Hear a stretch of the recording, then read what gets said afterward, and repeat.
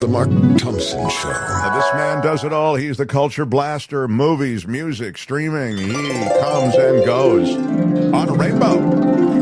How about it for the wonderful Michael Snyder? Hey, hello, sir. Hey, thanks for finally getting to me. Wow. Wow, it is late. Yeah, we only have a couple minutes for you. I collapsed here waiting for you. You know, if there's any doubt that we're caught in hell's Venn diagram, the fact that this year Friday the 13th is followed by Valentine's Day should settle things, man. You're right. That is weird, isn't it? Oh, yeah. girl, baby girl.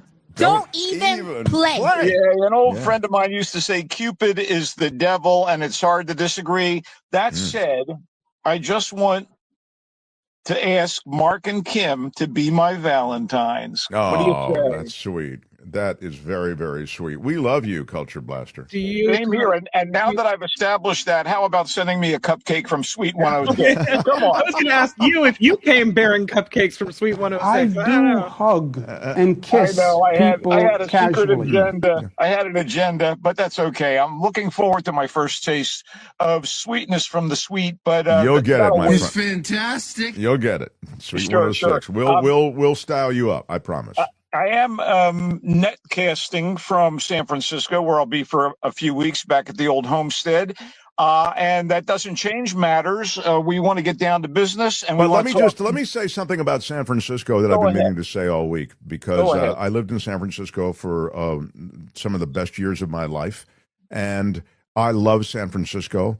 San Francisco is a wonderful town. It is a jewel of a city. It is a treasure in America, and it's taken a lot of abuse and has some legitimate big city issues with homelessness and crime, et cetera. They've, I think, become better at handling that, but it certainly had reached a kind of critical mass for a while. But I'm making a bigger point, which is the Super Bowl that was hosted there in the Bay Area.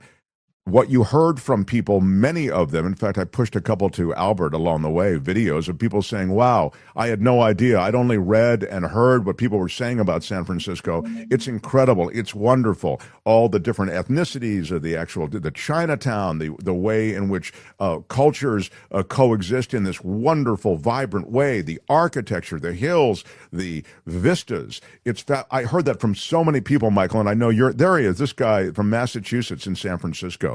And listen to this guy talk about San Francisco. He was effusive. Windy, up, down, some hills. San Francisco, this is like a mountain city. So I just walked up this shit. You can't even tell. It goes down a Mount Everest slope, right? And then, beautiful homes, by the way. This fucking house is sick over here on the corner. Then look at this shit. This is what you walk down. Thank God it never snows in this fucking city. Holy shit. I mean, this city's like one giant elliptical machine. This is insane. Wow. I saw that guy also do a video in Oakland explaining like how it reminds him of back home in Boston. Oh, that's great. He's he was so wonderful. It goes on for a while, and actually it was preceded, that part that you saw, by some other stuff, him talking about how great it is. He said, man, I've never been here before. It's so great, you know. Nothing I like more than you interrupting my segment with some ignoramus spouting off. Look, I live here. I know what the city is like, and I do know that it is like every other big city in terms of its troubles and issues, but it is the most beautiful city in North America. And even though I spend maybe the bulk of my year in Los Angeles, and I love LA, I do, I've got to say my pronouns are he, him, San Franciscan. That's all I'll say about that. All right. Now, Culture Blaster, thank you for being here. Go ahead with your wonderful reviews. Okay, so let's kick things off. Director and screenwriter Emerald Fennell, who made two movies that I really championed, Promising Young Woman, which featured Carey Mulligan as a gal out for revenge, and Saltburn, which featured the always creepy Barry Keoghan as a guy who wants to up his class, an Oxford student that wants to get in with the aristocracy.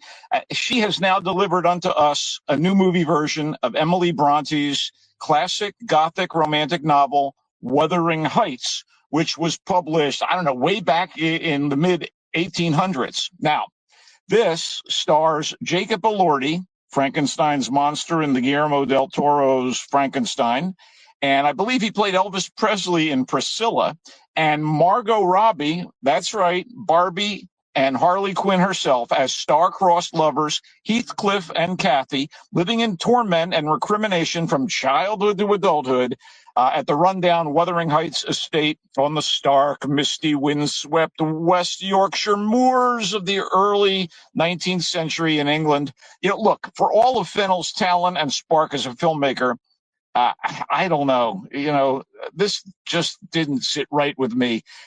There have been no less than 11 big screen adaptations of Wuthering Heights, including the immortal 1939 version starring Sir Laurence Olivier and Merle Oberon as Heathcliff and Kathy, and a bunch of TV versions. I guess that makes Fennell's attempt the 12th film, if we're keeping count. And this is like Wuthering Heights for dummies. And it's what we might call a liberal interpretation of the novel, with significant characters missing. And get ready, Mark, the addition of hot sex scenes and a couple of flat-out S&M sequences. Oh, my God. What is it with you kids now with the sex and the S&M? Iron rod. I was like, yeah, there's some iron rod smashing going on. Mm-hmm. Well, I don't want to tip her hand here, but aspects of the original story are here, but they are clearly a little overcooked. So young Kathy Earnshaw's single father, an alcoholic ne'er-do-well landowner, decides to care for a poor, rough orphan boy and brings him to Wuthering Heights, which is, of course, where they live, and where the kid is named Heathcliff, and where Kathy bonds with him to the chagrin of Kathy's paid companion, Nellie. And that bond ripens into an unspoken love, and they're going to, get down to business. But when they've reached copulation age, Kathy is injured, finds herself in the care of her rich neighbors, the Lintons, and considers marrying the head of the house, a wealthy textile merchant named Edgar Linton. So Nellie allows Heathcliff to overhear Kathy's plan to raise her status. This drives him to leave with no notice, which results in the Kathy-Edgar wedding. And 5 years later, Heathcliff returns, now well-to-do but still jealous, and he decides to woo Edgar's innocent sister Isabella as vengeance against Kathy, and the backbiting, sometimes literal, commences. I don't want to get into many more details. There's a lot here. And very, very little of it, there's a lot of stuff that's missing, like I said. So, wow, doesn't sound like there's anything missing, but okay, go ahead. Yeah. I was suspicious when I saw the title was stylized with quotation marks in the posters and ads. Yeah, look, I didn't mind the non-traditional casting of Hong Chow. She is a fantastic actress as Nellie, nor Shazad Latif as Edgar. Shazad Latif, if people ever saw Toast of London, he's the sound engineer, Clem Fandango, in that. And I was having a tough time not seeing Clem Fandango as this guy, Edgar Linton. I liked Alison Oliver as the demeaned Isabella, and Martin Clunes as drunk Mr. Earnshaw.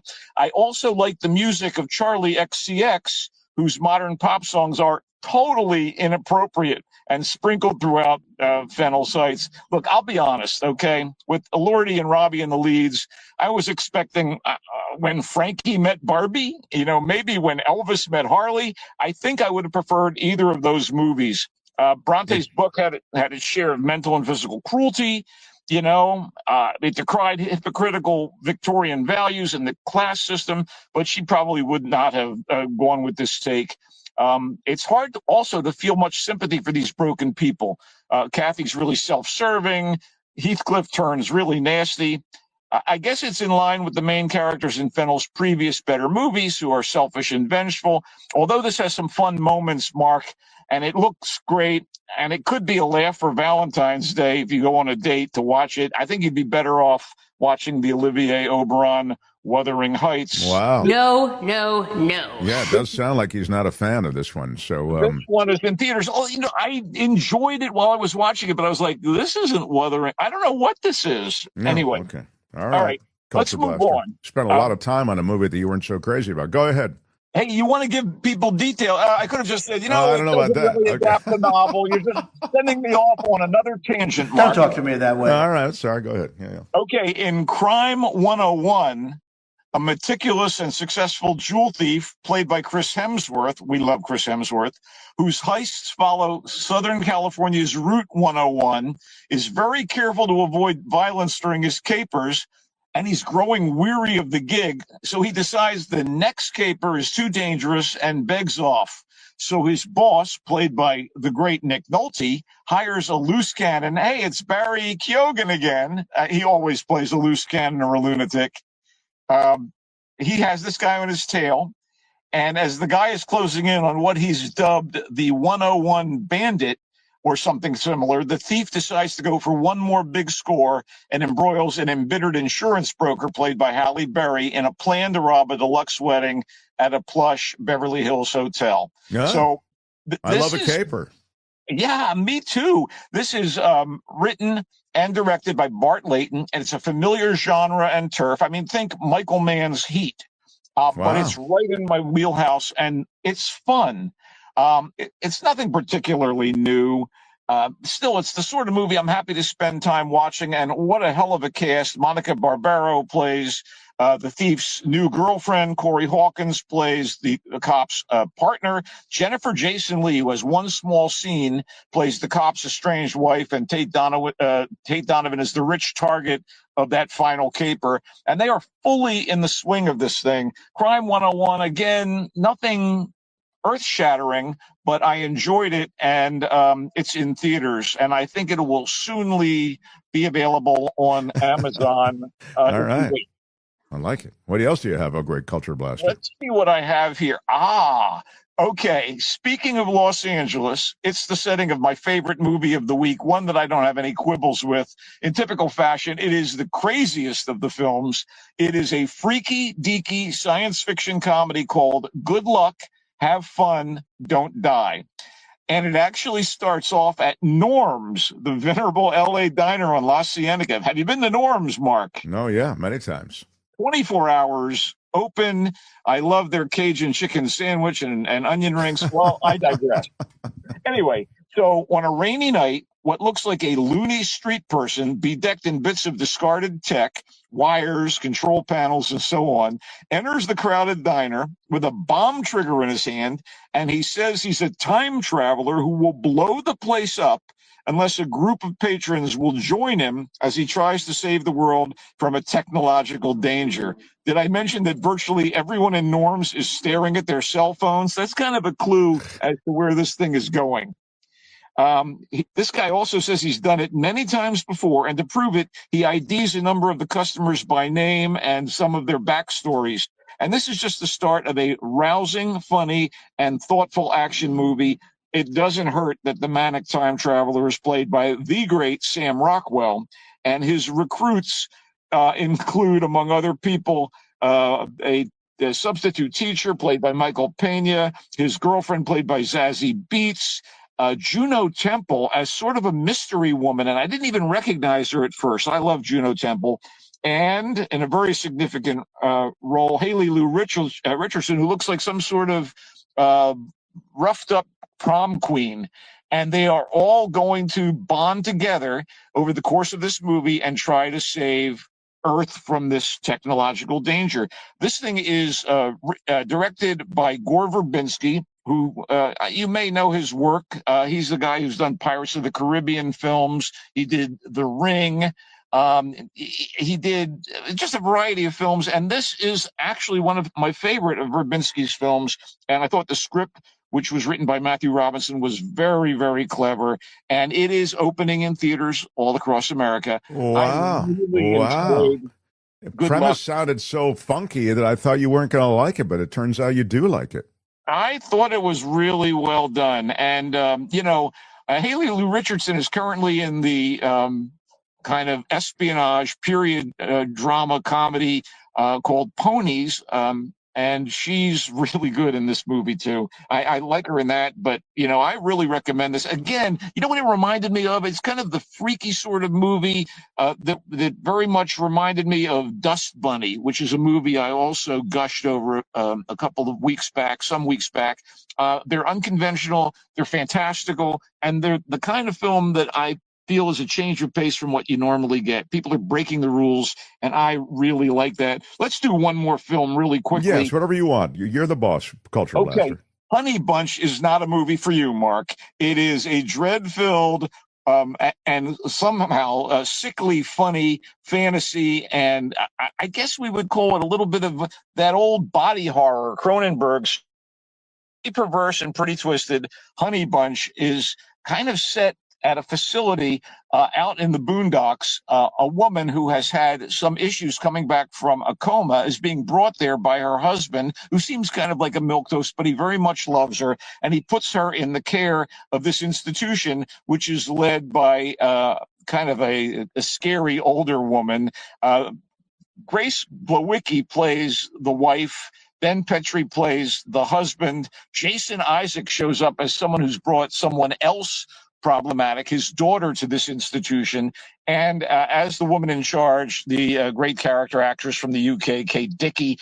I have to tell you, man, Dusty Mancinelli and Madeline Sims Fewer wrote and directed this thing, and it is a freak show that I really enjoyed. It's streaming on Shudder, and you start to find out some very sinister things about this woman and about her past that are revealed over the course of the movie.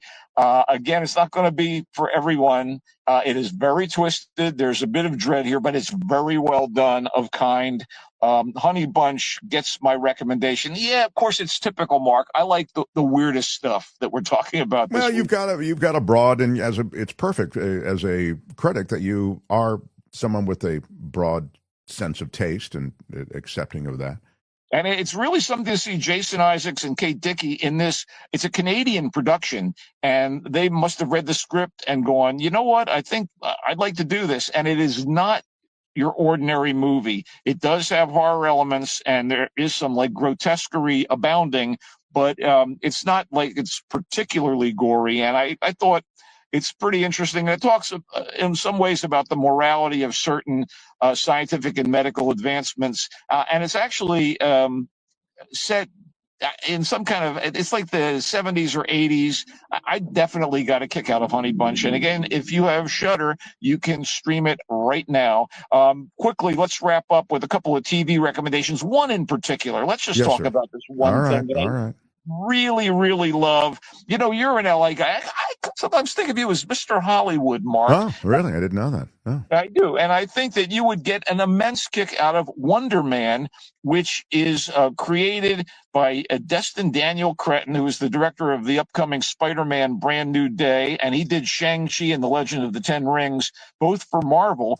And Wonder Man is a Marvel character, but is reinvented here.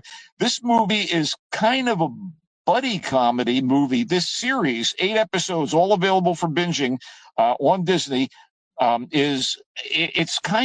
it reminds me very much so, and it does so deliberately by introducing the meet between our two buddies at a Los Feliz theater showing Midnight Cowboy.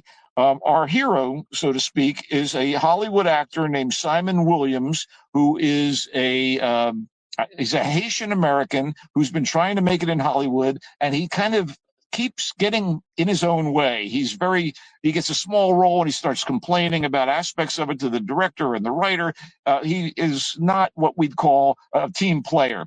And he meets a guy in this theater, an old actor played by Ben Kingsley. And Ben Kingsley is so wonderful in this thing. It's a character he's done before in Marvel movies and TV shows or whatever. And he's just fantastic. And the bond these guys create is palpable. And I found it just charming, as it turns out that the Ben Kingsley character is investigating this character, Simon Williams, played, by the way, by Yahya Abdul-Mateen II, who is also pretty damn good in this thing. And this guy, Simon Williams, may have superpowers, and a government agency wants to keep an eye on him. I thoroughly enjoyed Wonder Man. It's a lot about the Hollywood experience, how difficult it is to get roles, how much of I call it a dogfight, to get something going in Hollywood if you're a struggling actor. And it's also got connections to Marvel, but you don't need to know about those Marvel connections to thoroughly enjoy Wonder Man. Wow, I'm intrigued. I might actually tee that one up. Well, are you a fan at all of Joey Pantoliano? Do you like of course. him at all? Joey Pants, as he was called, I think, by a lot of people who knew him well. Yeah. He plays himself in this thing, and he is hilarious. And Josh Gad also plays himself in Wonder Man. And like I said, it's as much about the LA experience and the Hollywood experience as it is about Marvel. And you don't need to know much about the Marvel universe to enjoy Wonder Man on Disney Plus. Wow. Well, there you heard it. A healthy, hearty endorsement for Wonder Man. And again, it comes from that creator of the Spider-Man movie that's coming up, this buddy comedy. I'm going to check it out. The Culture Blaster also went to Honey Bunch. He liked it. He liked Honey Bunch. And he also liked Good Luck, Have Fun, Don't Die, which is the Sam Rockwell film in which he plays a loony street person, or someone who looks like a loony street person. Comes into Norm's, the famous diner in L.A., with a bomb trigger in his hand, or what looks like it, claiming to be a time traveler. Michael Payne is in it, Juno Temple, Haley Lou Richardson. Michael really liked it. Oh, the yeah, Culture Blaster. It's your favorite? It was my favorite of the week. I totally enjoyed it. By the way, Sam Rockwell, a San Francisco guy, lived very near to my apartment in San Francisco for a little while. How about that? Did you ever have any occasion to bump into him? Yeah, at the Royal Ground Coffee place, he'd go in the mornings and read scripts. Very, very nondescript. Nobody bothered him, but I recognized him and said, yo. I gave him the finger what pistols. What up? The yo, yeah. I see you. I see you. You see me. I see you. Yeah. Yeah. Crime 101. The Culture Blaster liked the Chris Hemsworth, Halle Berry, Mark Ruffalo, Monica Barbaro, Corey Hawkins, Tate Donovan movie. Sounds like it's kind of a fun caper. I think I might be into that too. Culture Blaster had a couple of goodies for yours truly this week, maybe even 3 of them. He started with Wuthering Heights. Gave me everything I needed to know about Wuthering Heights. He went through every painful specific in detail. I only gave you the tip of the iceberg, the tip of the iceberg. That's scary if that's true. Jacob Elordi and Margot Robbie. There's S&M in it. There's a bunch of other stuff. Michael said, that wasn't bad. He said, I just think it was Wuthering Heights, though. I don't know what it was, but it was not Wuthering Heights. Yeah. I didn't know what it was. I love our time together. I encourage others to check you out. TheVoiceSF.org is where you can find Michael's writings. If you like him speaking, you'll love him writing. The magic of the voice that comes right from his heart to the keyboard. TheVoiceSF.org. Culture Blaster, enjoy your time in San Francisco. We'll see you in Los Angeles sometime soon. We enjoy every minute you spend with us. We're very grateful for your presence. And when you come down south again, we'll have some Sweet 106 bakery stuff for you. I promise. Yeah, that sounds great. And you and I can go to Norm's and see if we encounter any time travelers. He comes and goes on a rainbow. Bye-bye, Culture Blaster. See you, everybody. Yeah, wow, the Culture Blaster in rare form.